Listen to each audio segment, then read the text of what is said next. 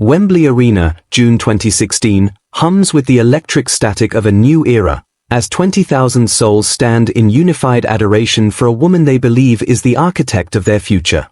Dr. Ruja Ignatova, draped in high-fashion opulence and exuding an aura of untouchable intellectual superiority, takes the stage under a shower of sparks and thunderous applause. She is the crypto queen, the savior of the unbanked, promising a financial revolution that would leave Bitcoin in the dust of history. Behind the strobe lights and the charismatic smiles, however, lies a cold, calculated architecture of deception that would eventually drain $4 billion from the global economy.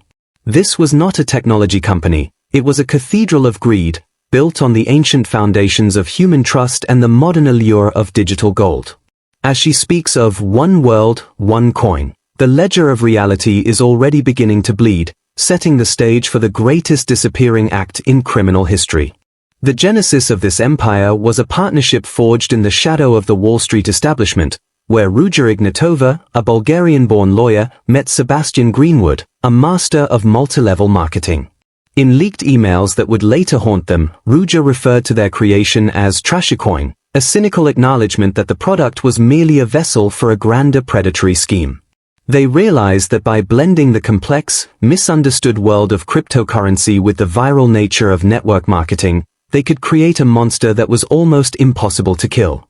Ruja provided the intellectual weight, the academic credentials from Oxford and Constance, while Greenwood provided the magic sales machine that would turn ordinary people into fanatical recruiters. Together, they designed a system where investors weren't just buying coins, they were buying a sense of belonging to an elite circle of future millionaires. The math was simple, recruitment was the only real currency, and the product itself was a ghost in the machine.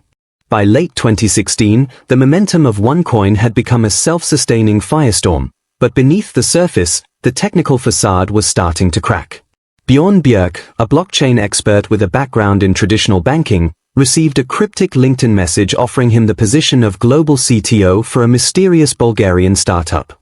The offer was staggering: a massive salary, luxury apartments in London and Sofia, and the promise of leading a technological revolution. However, when Bjorn asked to see the source code of the blockchain he was expected to build, the recruiter's silence was deafening. He soon realized that OneCoin, a multi-billion-dollar entity claiming to have a functioning digital ledger, actually had no blockchain at all. It was merely a SQL database, a digital spreadsheet where numbers were manually inflated to keep the illusion alive. Bjorn's discovery turned him from a prospective executive into one of the most dangerous whistleblowers in the world, threatening to reveal that the emperor had no code. As Ruja stood on a stage in Bangkok, supposedly switching on a new blockchain in front of 10,000 cheering investors, Bjorn was watching from a cabin in Norway with growing horror. He knew that the very technology she claimed to be activating did not exist because he had been asked to build it just days prior. The crypto queen was performing a digital miracle that was nothing more than a pre-recorded video and a database update. The audacity of the lie was breathtaking, but the audience, caught in the throes of a collective euphoria, saw only the rising price of their investments. This psychological lock-in is a hallmark of high-prestige scams. When individuals are promised a way out of their financial reality, they become fiercely protective of the lie. Anyone who questioned the technology, like Bjorn, was immediately branded a hater or a paid agent of the banking elite. The architecture of the scam was designed to insulate itself through the fanatical loyalty of its victims. The reach of OneCoin extended far beyond the glittering stages of London and Bangkok, penetrating the deeply rooted networks of religious and minority communities. In East London, Layla Biam, a single mother grieving the loss of her father, was approached by a family friend who promised her that OneCoin was not just an investment, but a Sharia-compliant path to security. The scam used the language of faith and morality to bypass the critical thinking of its targets, presenting certificates of halal certification that were as fraudulent as the blockchain itself. This was a targeted strike on the most vulnerable, leveraging the halal label to build a bridge of trust where none should have existed. When religious scholars like Mufti Amjad Muhammad began to raise red flags, the OneCoin leadership responded with the aggression of a cornered predator, attempting to silence the Mufti with educational visits that were thinly veiled intimidation sessions. By 2017, the internal ledgers of OneCoin showed hundreds of millions of euros flowing into the company every month, a tidal wave of capital that needed to be laundered through a global labyrinth. The money was funneled through shell companies in tax havens, from the British Virgin Islands to Dubai, creating a dense fog that obscured the true destination of the funds. Ruja Ignatova was no longer just a businesswoman. She was a sovereign entity, moving through the world with the untouchable grace of a shadow empress. She purchased historic mansions in Sofia and luxury yachts, all while the millions of ants at the bottom of the pyramid were told to trust the process and keep the focus.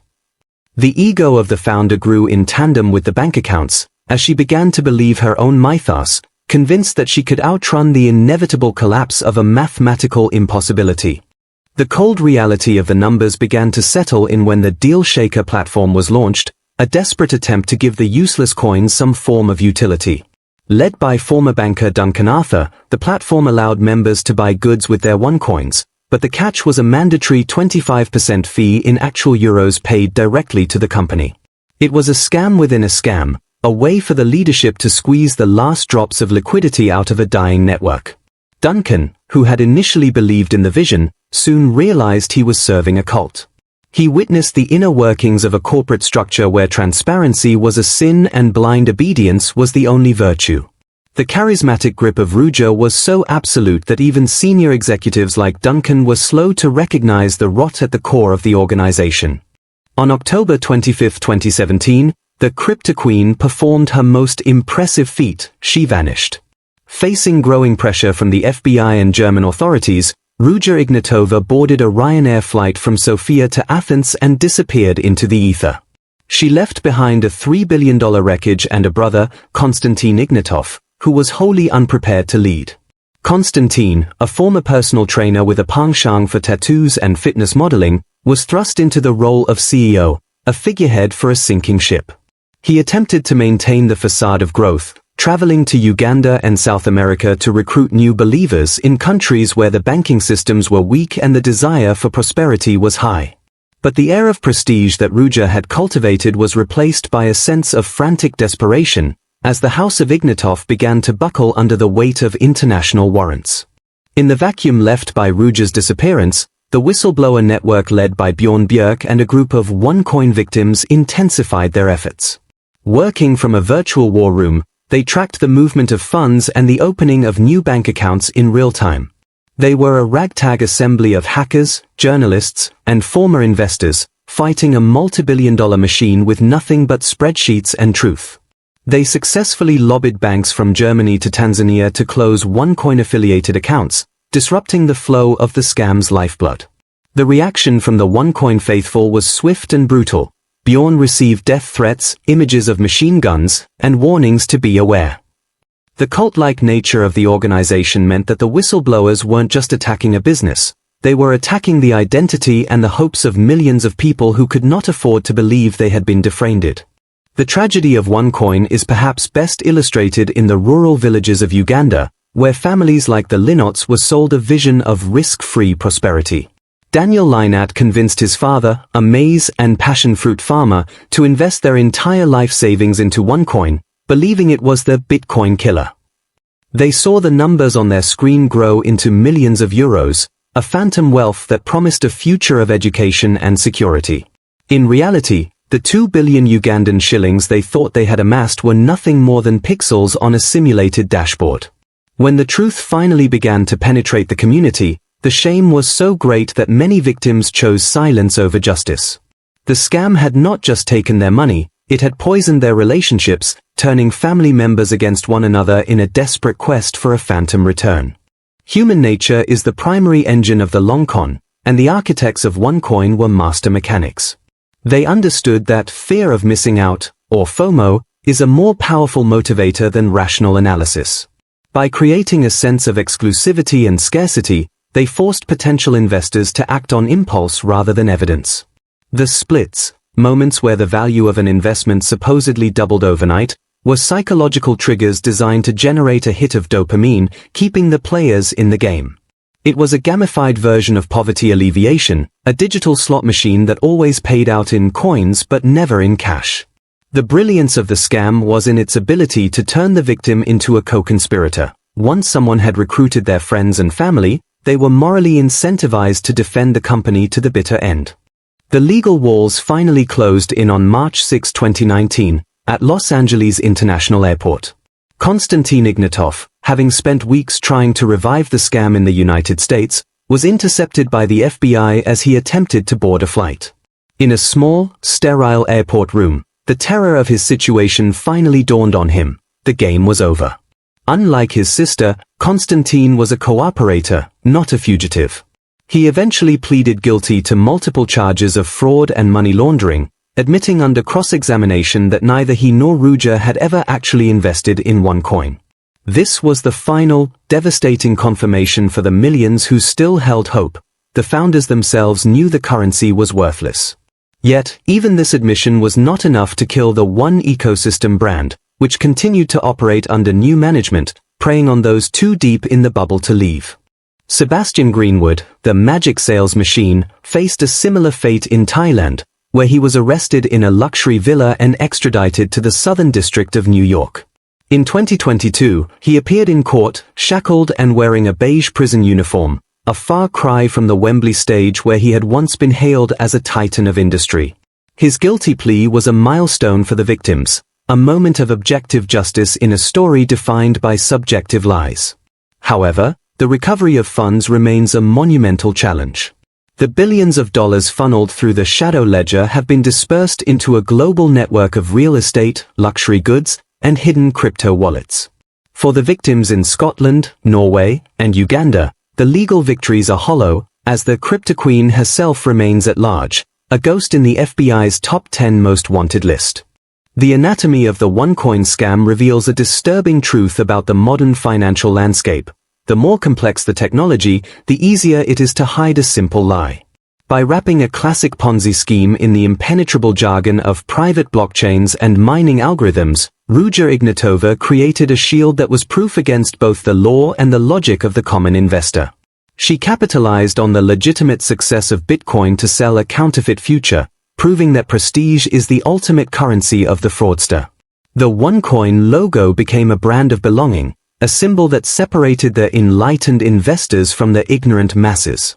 This elite identity was so intoxicating that it blinded even the most seasoned financial professionals, many of whom joined the company out of a mixture of greed and the desire to be at the forefront of the next big thing. Duncan Arthur's eventual defection and cooperation with the authorities provided the smoking gun needed to dismantle the corporate myth. He revealed that the entire company was managed via a simple Excel spreadsheet, the true shadow ledger of OneCoin. This sheet contained the names, emails, and phantom balances of every victim, a digital catalog of broken dreams. Looking at the spreadsheet, the sheer scale of the deception is overwhelming. It shows that OneCoin was never a crypto project, but a database management exercise. Duncan, now living in hiding and fearing for his life, reflects on his time in the cult with a mixture of anger and regret. He acknowledges that he was a traitor to the scam, but a witness to the truth, a man who traded his senior executive status for a life of anonymity and an absolute sigh of relief every morning he wakes up undetected. The legacy of OneCoin continues to haunt the crypto world, as new iterations of the scam emerge under different names, using the exact same playbook. The One Ecosystem still holds events, still promises public listings, and still charges fees to migrate worthless coins to new, equally worthless platforms. The persistence of the scam is a testament to the resilience of hope and the devastating impact of sunk cost fallacy. When a person has invested years of their life and thousands of their hard-earned currency into a dream, the truth is not a release, it is a trauma. The architects of OneCoin didn't just steal money, they stole the ability of their victims to trust their own judgment. This psychological damage is the true fallout of the scam, a wound that takes decades to heal. In the high-stakes game of international manhunts, Ruja Ignatova remains the ultimate prize.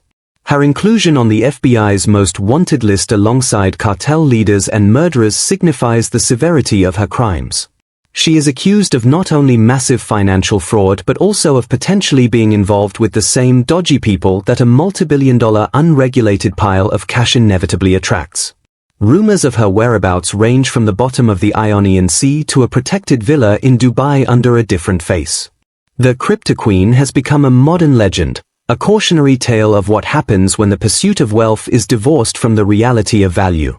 Her story is a mirror held up to our era of digital speculation, where the line between a visionary founder and a master criminal is often just a matter of perspective. For the whistleblowers like Bjorn Bjerk, the fight has come at a high personal cost. He has lived in multiple locations, installed security cameras, and carried tear gas, all to defend the integrity of a technology he believes in. His motivation was never money, but a strong sense of justice and a desire to stop a predator that was using his profession as a camouflage. The OneCoin haters have been vindicated by the courts, but they remain targets for those who still believe the lie.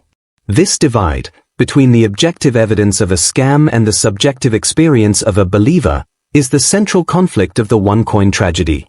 It proves that in the age of information, the most valuable commodity is not data, but the discernment to know when you are being played. As we look toward the future of finance, the lessons of the scam empire are clear. There is no such thing as a risk-free investment, and charisma is not a substitute for source code. The architecture of the global economy is increasingly digital, and with that comes a new frontier for the snake oil salesman of the 21st century. The OneCoin model, combining social psychology, prestige branding, and technological mystery, will be repeated. The only defense is education and a healthy skepticism of anyone who promises a one-world solution to the complex reality of money. We must remember that behind every crypto queen and every shadow ledger, there are real people with real lives, whose trust is the most precious and fragile asset in the marketplace. The story ends not with a grand recovery of funds, but with a quiet, painful honesty. In a church in Sweden, Jonathan, a man who once believed he was worth millions in OneCoin, performs a final act of liberation. He deletes his accounts. He watches as the millions on his screen vanish, acknowledging that they were never there to begin with. It is a healthy way of being honest, a step toward moving on from a 6-year obsession. There are no winners in the saga of OneCoin, only victims, fugitives, and those who survived the bubble. As the One ecosystem attempts its next rebrand, the world is left with a warning. The most significant transactions happen in the dark, and the brightest lights on the stage are often designed to blind us to the cold reality of the ledger. OneCoin was a tragedy of ego and math, a reminder that in the world of finance, if it sounds too good to be true, it's because the truth hasn't caught up yet.